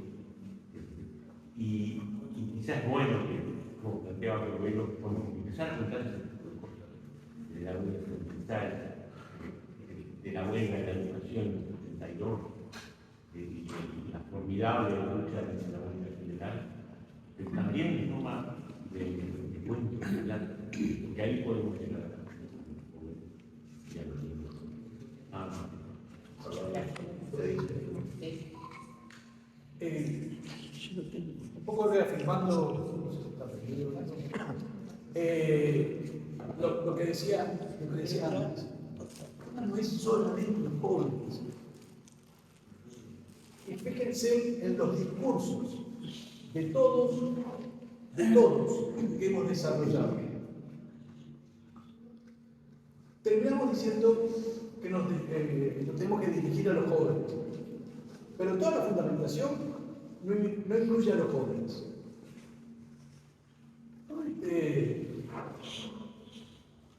Tenemos problemas de diálogo político con la sociedad, pero tenemos nosotros y quien nos escucha en ese intercambio, no solamente en los temas de memoria, no solamente. Muchos docentes, en el caso de secundaria que los conozco, no dan el tema, pero van el 20 de mayo. No son jóvenes, mayoritariamente, son adultos, son veteranos, son, no digo de mi edad, porque ya deben quedar muy pocos, porque nos jubilamos, pero somos nosotros los que callamos. Entonces nos pretendamos que los otros respondan de otra forma. El miedo, y lo aprendimos hace muchísimos años, perdura a pesar de los cambios estructurales en la sociedad. No terminó el 1 de marzo de 1985 cuando asumió Sanguinetti. Terminó una etapa. Y el miedo se renueva. Y el miedo en los 5 años pasados aumentó brutalmente con otras generaciones de docentes, con otras generaciones de padres, pero realmente aumentó. Y también hubo persecuciones ejemplarizantes. Cuando se prohibió el libro, o se sacó del listado el libro de Demasi, de Carlos Demasi, el profesor de primer nivel, digamos, desde todo punto de vista. ¿Qué significaba lo de eliminar terrorismo de Estado? Era que el docente no iba a hablar de terrorismo de Estado, que el docente no leía a Demasi. En dictadura, digamos, daba un montón de cosas, no decía el nombre del autor, porque el nombre era un sello que tenía implicancia, pero después lo dabas. ¿Qué es lo que cambiaba con eso? El generar un miedo colectivo.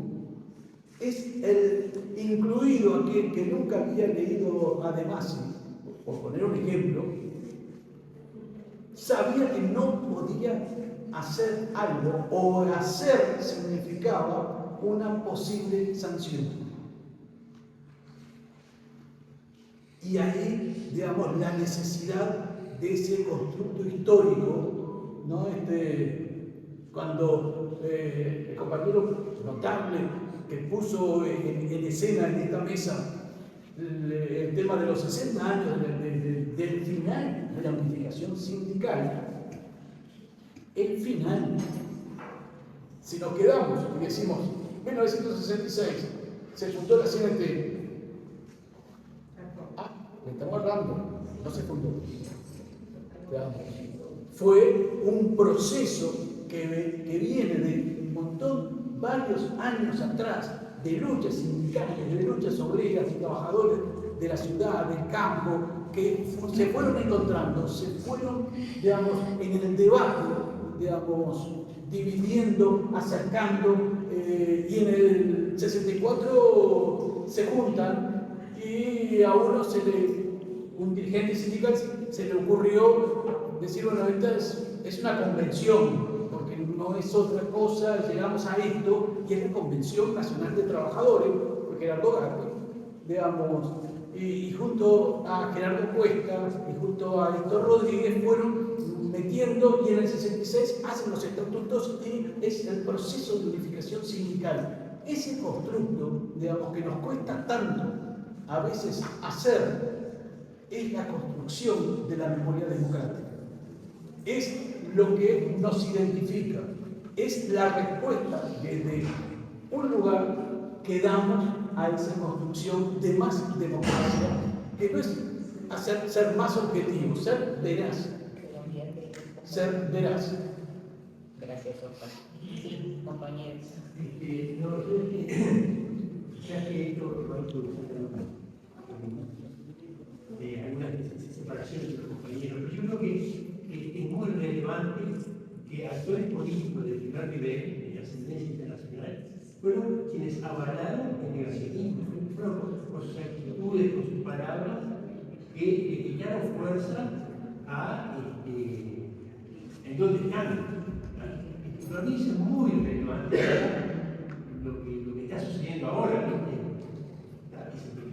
Gracias, compañero. Graciela, y por acá estamos cerrando. Una pregunta que yo pensaba, ¿cómo pasar de la imprenta a la inteligencia artificial? ¿Cuál podría ser la técnica de un docente creando una mentalidad de participar, que los alumnos puedan participar del instrumento a investigar? Otra cosa que me parece muy... Necesitamos otro panel. Otros, muy bien. Y otro es el tema de los prejuicios. Los prejuicios, esa onda que habla extranjera, la derecha, sí, ¿ya? No. ¿Cómo se superan los prejuicios? La psicología social ha estudiado mucho ese tema y llevan generaciones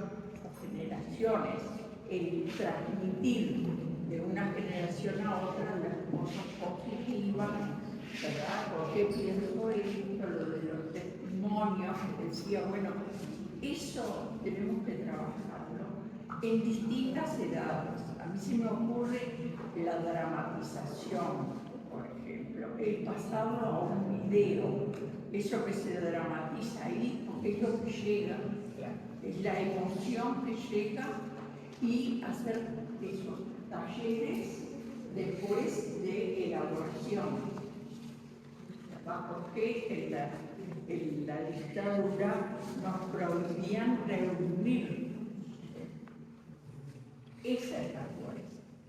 Un grupo, no es una cosa, es el grupo, lo que todos nos fueron dando, el colectivo. Y poder transmitir esos prejuicios, ¿verdad?, elaborados, puestos en palabras, ¿no? Es decir, poder construir juntos.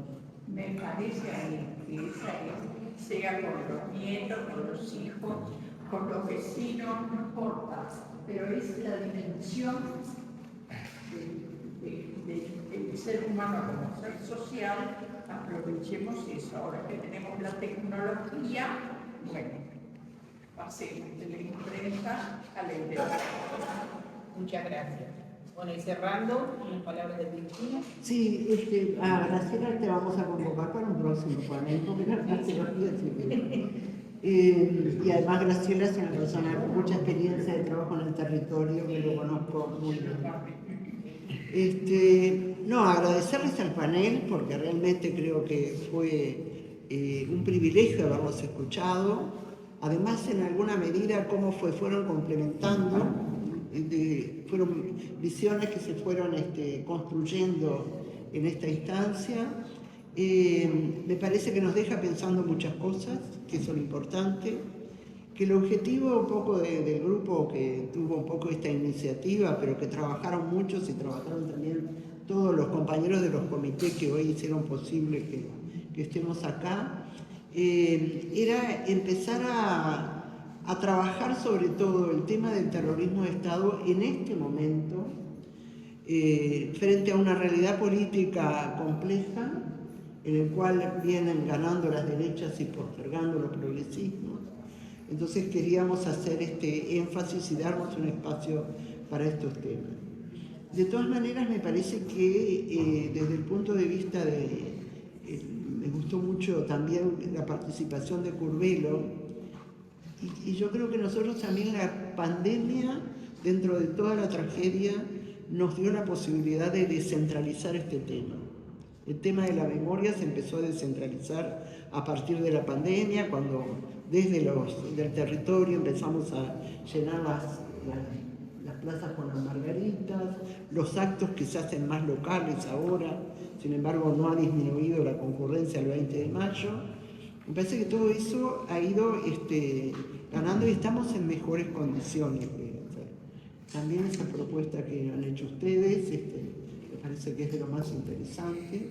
Y me acordé, Alonso, cuando discutíamos para el 20 de mayo, si le poníamos, cuando nosotros hacemos una intervención en la calle Rivera, con las fotos de los compañeros desaparecidos acá en el barrio y en lo que hayan trabajado o estudiado en la zona, si poníamos los colores que ustedes tenían o seguíamos con la consigna que hasta ahora tienen familiares. Porque justamente Eduardo me decía, a mis nietos les va a gustar más ver algo en color porque atrae más. Entonces todas esas cosas ayudan, ¿no? Y esas cuestiones más concretas que planteaba también Norita, me parece que todos fueron muy complementarios. El testimonio de Mariana es clarísimo también, ¿no? Me parece que nos deja pensando muchas cosas. Y después, bueno, todo el encuadre que tú hiciste de la pedagogía, Óscar, de la memoria, me parece que es muy interesante, que tiene muchos desafíos y muchas cosas todavía para resolver. Y por último, Curvelo, creo que me parece de lo más interesante poder hacer esa celebración en octubre, pero la pregunta que tengo es si ustedes tienen algún contacto más en los barrios, más territorial o algo. Porque yo tuve una experiencia para mí hermosa, trabajé muy cerca de la fábrica de Funza, en un centro comunal, y con obreros de Funza que habían trabajado en la huelga general, llevábamos a las escuelas de la zona, algunas porque no en todas podíamos entrar, con los chiquilines a mostrarles el mural que había en la Plaza Huelga General, que ahora está terminal, pero el mural se mantuvo. Y fue una experiencia preciosa para los compañeros que se sentían un poco como los abuelos contando la historia, y para los chiquilines estar recibiendo eso. Claro. Bueno, en realidad, como ustedes apreciarían, creo que lo dijimos al pasar, la preocupación del trabajo hacia octubre va dirigido a los jóvenes, ¿no? Y a la capacitación del trabajador joven, sobre todo, porque eso es imprescindible en el mundo que se viene, y con la capacitación del trabajador es la salvación, ¿no? Pero desde el punto de vista de la estrategia de llegada hacia los barrios, están los sindicatos que pueden. Hay una camada intermedia de dirigentes que valora el pasado estaban las mesas y tienen un rol para jugar en esa transmisión, pero es un objetivo igual, ¿no? Hay que buscar la manera, no está tan fácil, ¿no? La comunicación está difícil, pero como decían los propios compañeros, que hablar con un joven hoy y que te escuche un rato, cuesta, porque está mirando el celular, ¿no? Ese es el problema. Bueno, es tarea de esa generación ahora. Y por ahora, estamos viendo un buen clima, ¿no? Hay una buena disposición a avanzar. Muchas gracias. Bueno, muchas gracias. Gracias a todos. A toda la gente.